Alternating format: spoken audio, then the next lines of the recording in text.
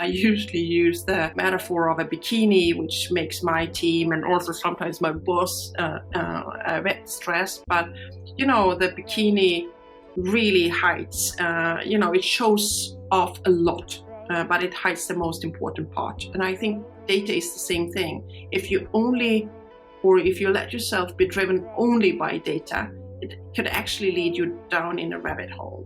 It can make you take wrong decisions. But here I think the human being and the intuition and our experience is super, super important, and also where all the data could point us one direction, but something tells us, we have seen this before, we have seen the pattern. So it's not just about collecting the dots, you also have to connect the dots. And here I think, this is where HR of things are important. Hi everyone, and welcome to a new episode of All About HR. My name is Nelly, and in today's episode I get to speak with Katharina Berg. And Katharina is the fabulous CHRO at Spotify. She and I had a great conversation in which we talked about HR and soccer, or football if you like. We talked about the difference between data-driven and data-informed, and we also talked about Spotify's HR of things. And to be honest with you, that's really all I want to say about this episode. I think you just need to check it out yourself. Before you do so, however, as always, do not forget to subscribe to our channel if you haven't done so yet. Hit that notification bell and like this episode. Have fun listening. Bye.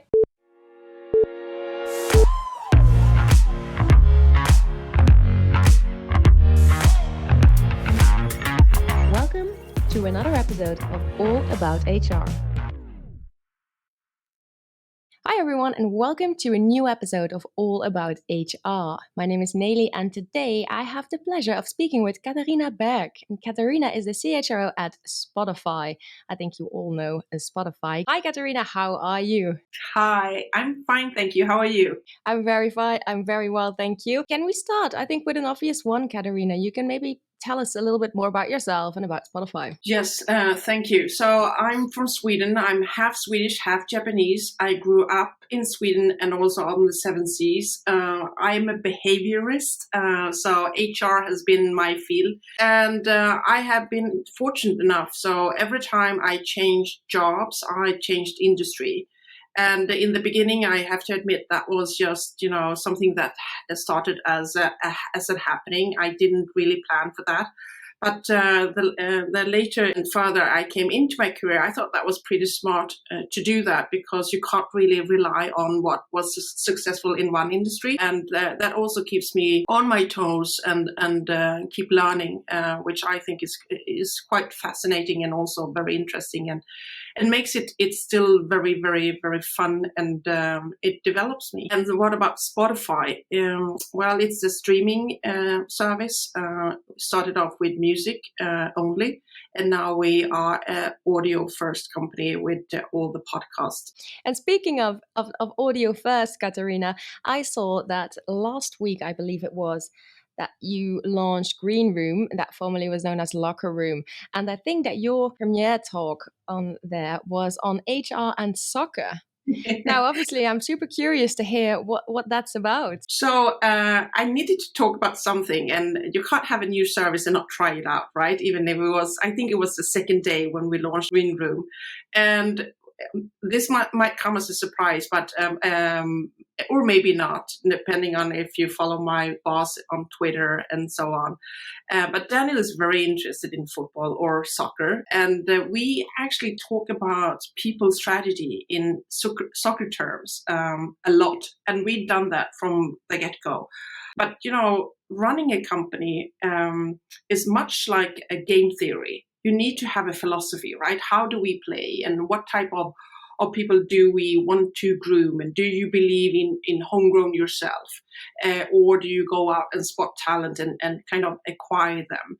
And when do you do that? And how do you do that? And when do you shift the game theory to another, because you've been in hypergrowth? And, what does your bench look like? And how do you grow your bench? So it's very much like that. And philosophy is, there's a lot of very famous professional teams, and they're all successful, but they have different philosophies. Some is 100% homegrown, and some of them go out and buy the biggest stars and try to make a team out of that. So that is so my green room talk was a bit about that, but also because locker room used to be 100% about sports, right? So I thought that was a fun first, put my toe into the waters into green room. Yeah, absolutely. Oh, I love that, and I love the analogy, and I can see how it can work very well. And I think this sounds like something that we should definitely go and have a listen there over in Green Room. Your premiere talk on there. Now, slightly moving on into our conversation here. I've been following, of course, so many things that you have been publishing and have been writing for a little while in preparation as well for our talk today. And there was one of your articles of which I like the title. I have to say it was called "All Eyes on HR." Mhm. And in that article, you say HR takes an increasingly central role in organizational development and management. It's time for us HR professionals to challenge our own ability to quickly adapt and develop and pressure test our learning agility. In your opinion, what are the biggest changes for HR in that regard? Oh my God, it's a lot of things, and I think there were so many different professions and people that had to face the pandemic in so many ways, and I think there were a couple of learnings that we did that are 100% connected to the pandemic, right? But there are so many other things that we could actually bring out of the pandemic too, that is not connected with you being forced to do things or switch, which is I think is totally different from when you have the freedom and the choice and how change averse most people actually are. But it is, I think, if I'm going to mention one thing, is to use all the knowledge that we have as behaviorists, knowing what people, how they thrive and how it makes sense for them to live and work and come together. How do we, in a distributed world, whenever, hopefully, everything is safe and open again, how do we make sense of belonging and a true sense of community when everybody can be anywhere and you still have a company and run an organization where you need to be creative, innovative, collaborative, but also to be very transparent. You also have to be efficient and productive. How do you do that when everybody could be scattered all around the world, in every pocket of the world, and still need to come together and do things together in a way that it's sustainable, not just for the environment, but for you as a human being, but also for the person that is trying to lead all these people that are everywhere. So I think everything will be important. And I think what we see now with this upswing of CHRO roles and HRBP roles around the world, where there are like 20% more posts, and where it's a very hot talent acquisition area now for most boards around the world. Because what I think painfully a lot of companies saw, including the startups, that if they didn't have a person with this background, that they were suffering. And they are suffering. I think that was a beautiful answer, and there are a lot of things that I would love to talk about. I think a few of them we will touch on a little bit later. I'd like to come back to your analogy, though, of sports, because there are so many different elements here that you mentioned that all need to come together. So you really need to have a solid game plan, so to speak.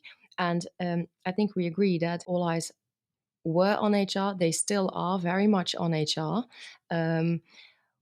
What do you think that HR needs to become this change agent? I think one of the most important thing is to actually not be change averse yourself. I think there is a lot of HR departments or people that has also had the power to hide behind labor law or other things, where you could easily say, if you didn't want to do that change or command the change or be the change drivers or agents, to say that, oh, that's not doable because we need to stay within these kind of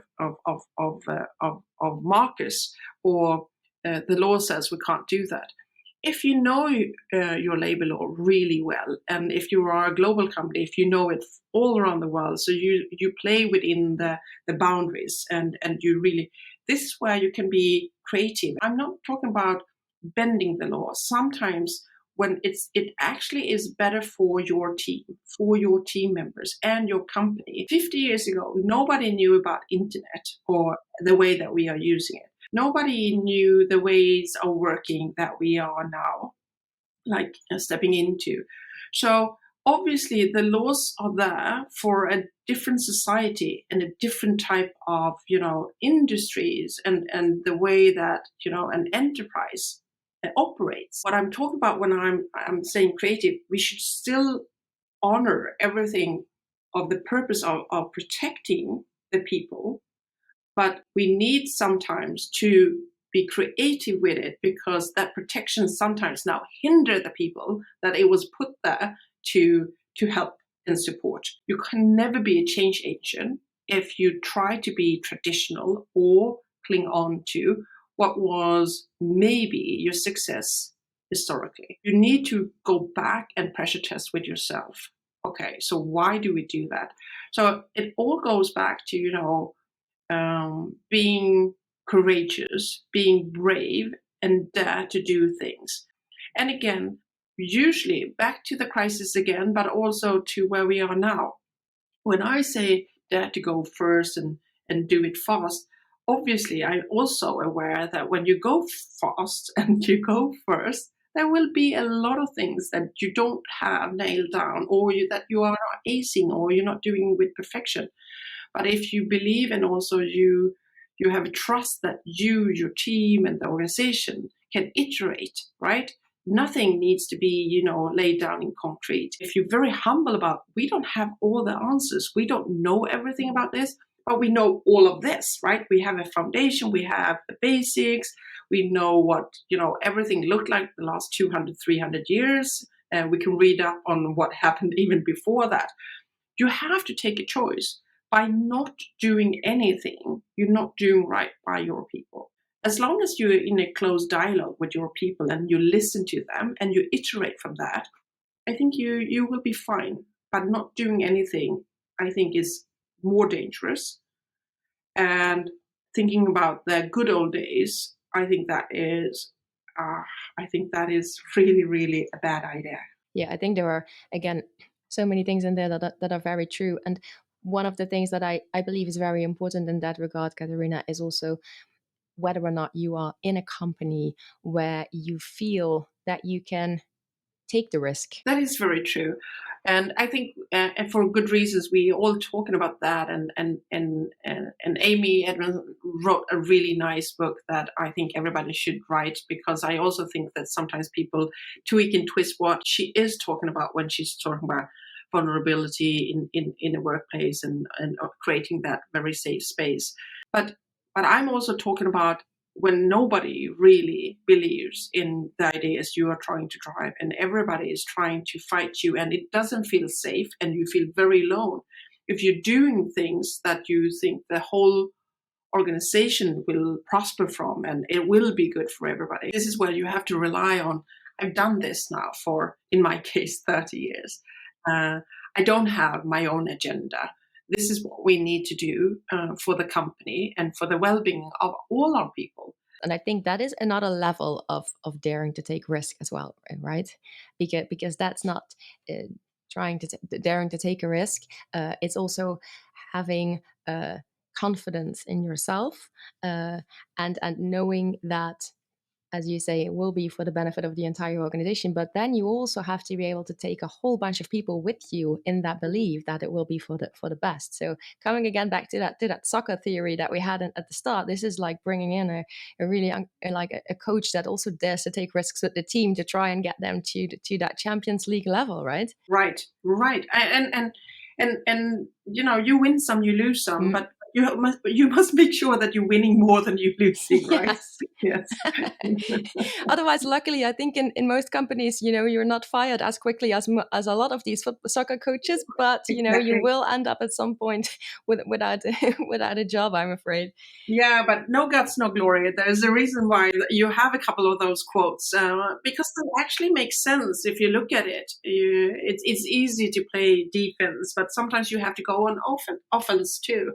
I think this actually opens the door very nicely to another part of our conversation, Katerina. I think when people hear Spotify, and it's also what you mentioned at the very start of our conversation, they assume a lot of the time still that it's a company that's in the music business. And while I can understand that, I think that it is at least as much a technology company as it is a music company. That must also have an influence on the way you do HR at Spotify.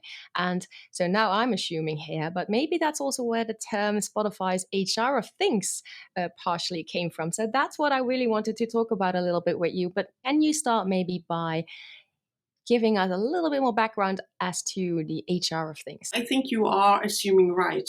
If you have 60-65% of engineers in an organization, your HR will be affected by that, or your HR would be isolated on a planet where it doesn't make sense and it's not helpful and you're not leaning in. But I think it's affected more so that we also have a founder and CEO that is super clever and very brilliant in its own right.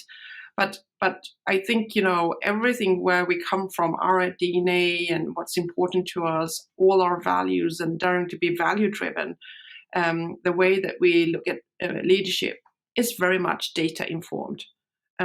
It's data, and it's important for us to acknowledge that we are not data driven. And again, I think this is where it differs when our technology or our product departments talk about data and how they use that.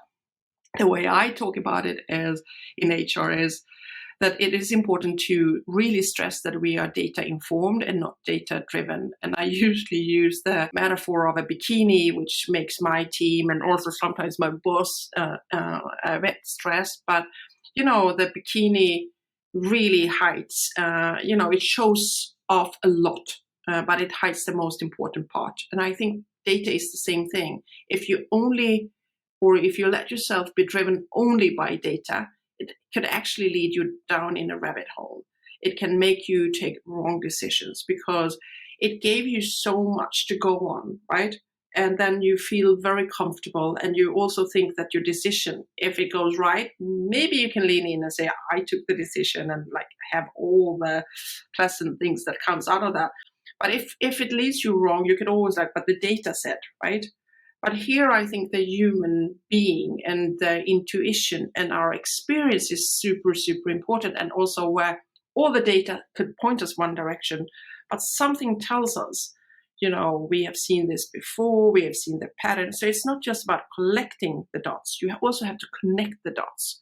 And here I think, this is where HR of things are important. If you are a people first company and you mean that, and you could also put yourself, are you an IT company, Katerina? Are you a tech company? Is Spotify, a music or an audio company? I think my boss usually puts it like this when we have our intro days. It's that we are a talent company.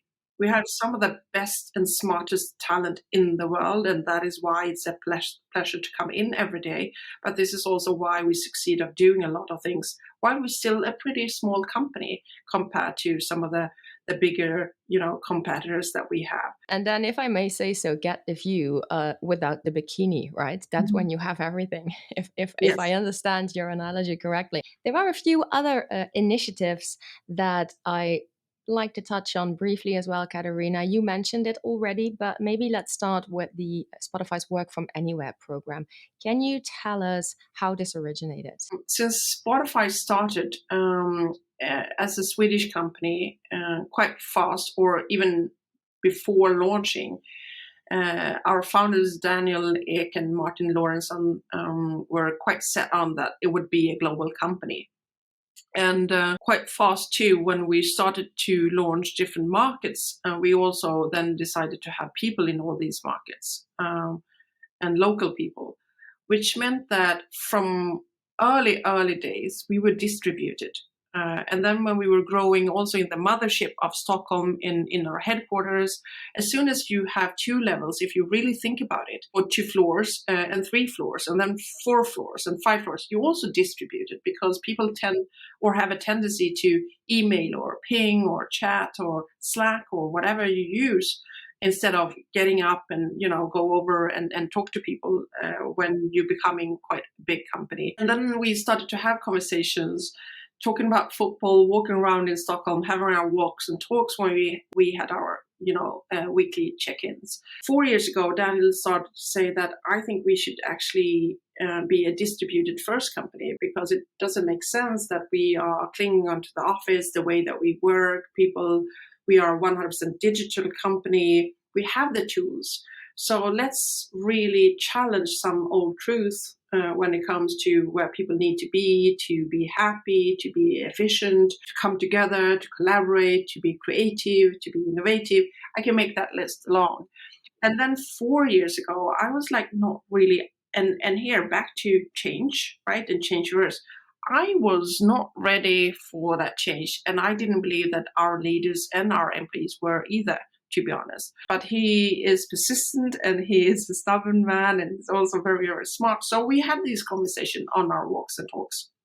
And I then had to take that to heart in a way that I wanted to see what technology actually could do for us, because we had the offices. We had 79 offices around the world, and people came into them most of the time.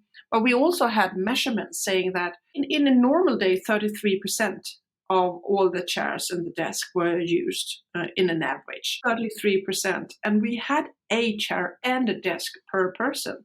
Didn't really make sense not to say to my boss that he was right. We are distributed first. And our reaction was not like this. Only 33. What are they doing? Are they skiving off? They are not working. We understood that they're working somewhere else. And whatever makes sense for them, what works for them, obviously seems to work for us too. And boom, then we had, COVID.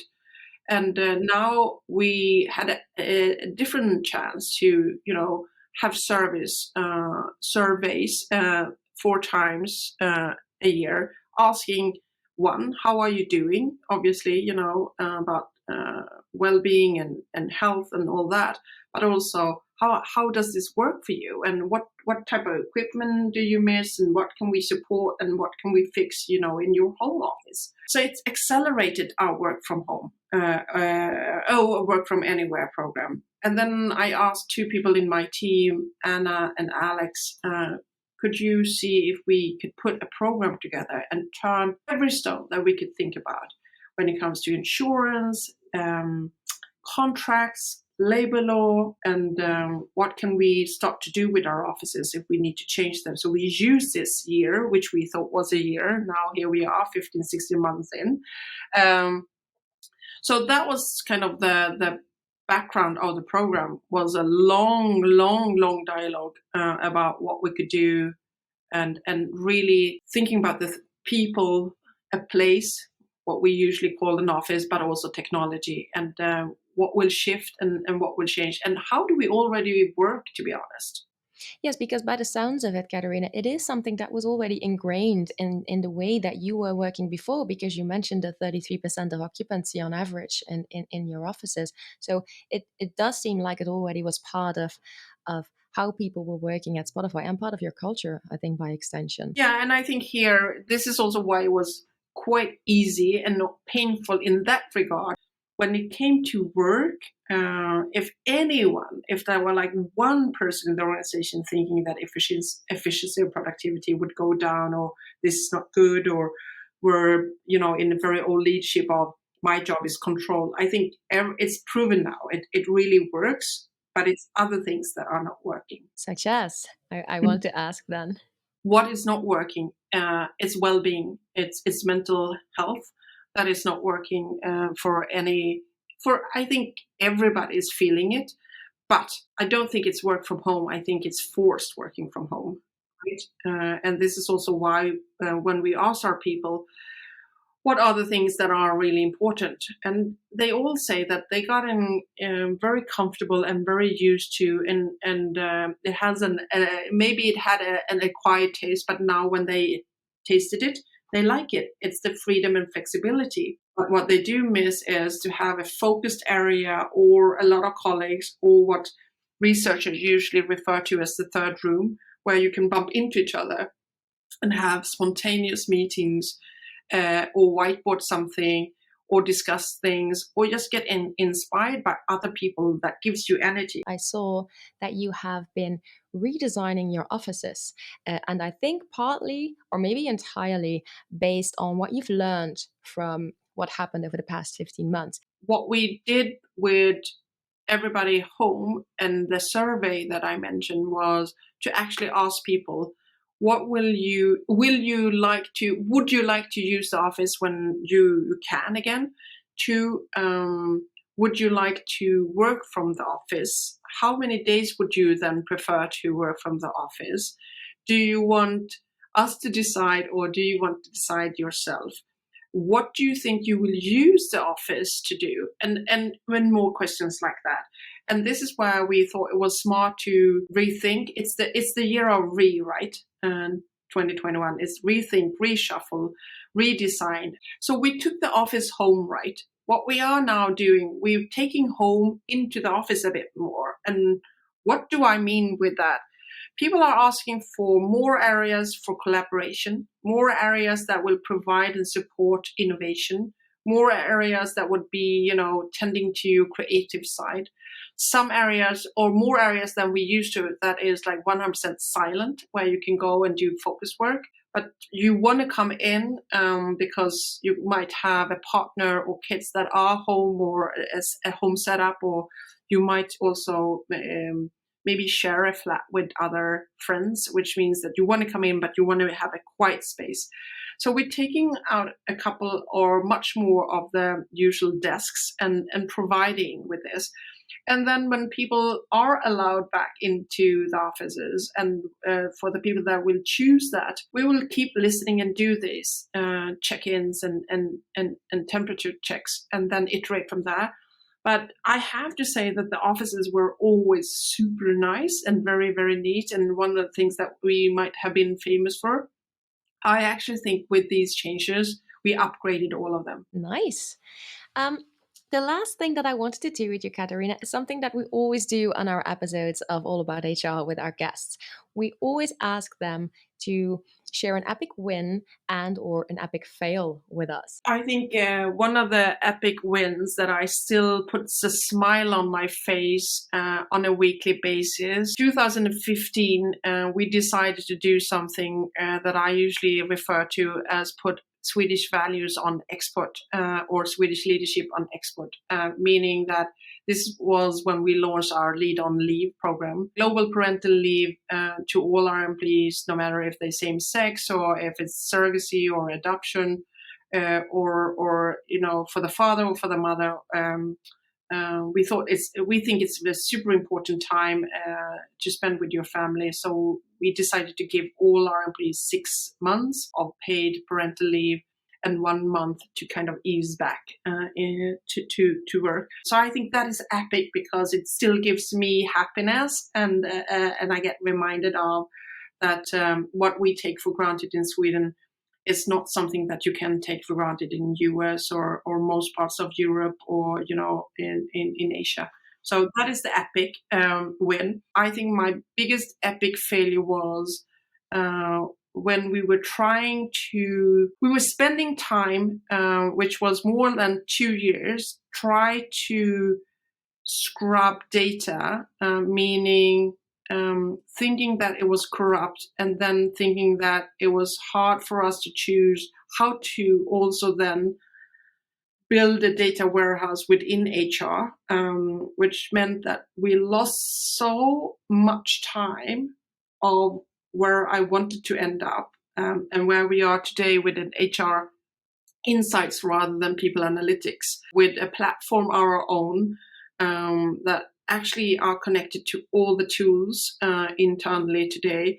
But the failure leading up to that was me not leaning in me accepting that the data was corrupt, me also not understanding that something that a lot of people in HR might not have as their first or their second or their only love. It was okay to put that aside for too much time. But my God, that was yes, beyond epic, I have to say. That is also, I think, a good one to share. Thank you so much, and thank you for this this truly awesome conversation, Katarina, where we had so many things. I think I could have talked to you for at least another hour, but this was amazing. Thank you so much. Thank you, and it was my pleasure, and it was nice to meet you. Yeah, absolutely. And thank you everyone for listening to today's episode. As always, if you enjoyed the episode, don't forget to give it a like, share it with a friend, and also subscribe to the channel if you haven't done so yet. Thank you so much, and see you again next week for a new episode. Bye.